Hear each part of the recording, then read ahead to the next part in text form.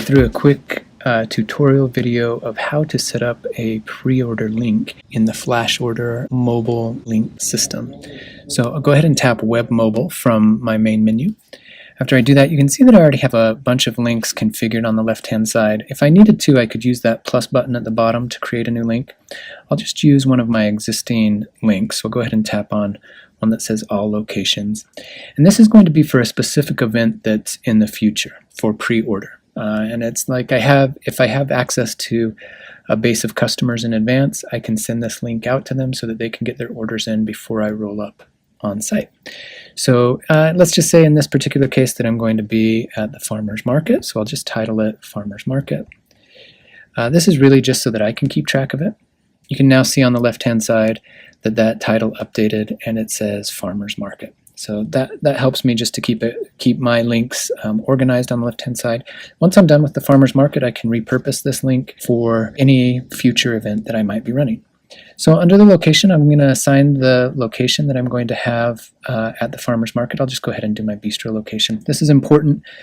That identifies where all of the revenue from the sales at the farmer's market are going to flow through to that location on the back end, as well as all of the orders from a management standpoint are going to flow through to that location to manage on the back end. So setting your location is very important. Order flow, if you have multiple order flows, you can go ahead and choose which example you want. Remember, an order flow is just the menu as your customer will see it when they're ordering from their phones in this case, or from this link.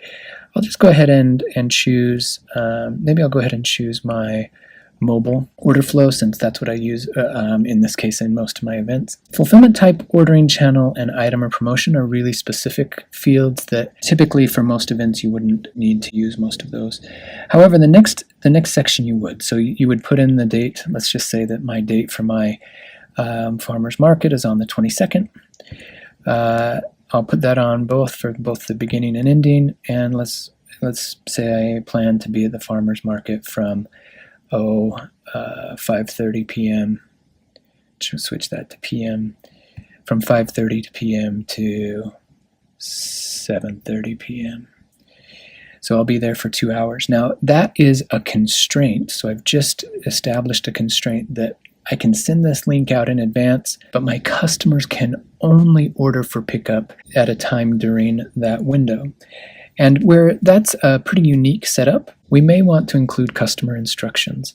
So I'll just go ahead and edit these instructions, and I'll say we are excited. It's just really a touch point for you to communicate to your customer what's happening, that they're ordering in advance and that they're ordering for something in the future, and where any instruction you might need to give them for how that's going to go. We now have, you could also, if you wanted, you could put in a related address or map point, and then that map point would show up as part of the ordering experience. And I'll go ahead and show you how that would work. So I'll tap the share button at the top right. I can go ahead and just copy that link.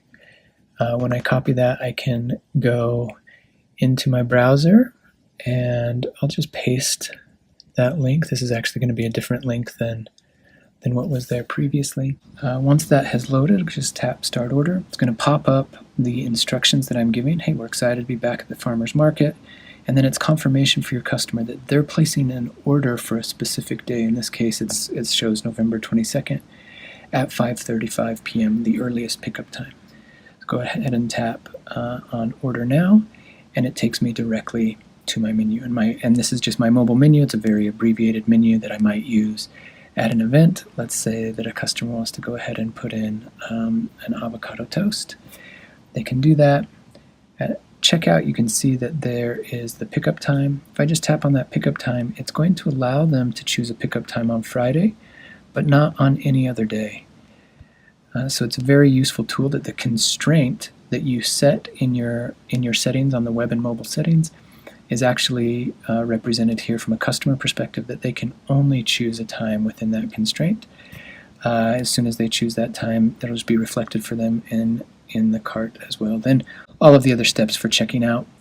You wouldn't necessarily need to have fulfillment type. It looks like in my settings I still have a fulfillment type there. Likely for an event you wouldn't have that. You probably would have a name, right, so that you could ask for the name when they come and pick it up, and then they would be able to check out as normal with, call that with Apple Pay or a standard credit card. So that's a quick tutorial or a quick walkthrough of how to set up an ordering link for mobile orders in the FlashOrder mobile settings.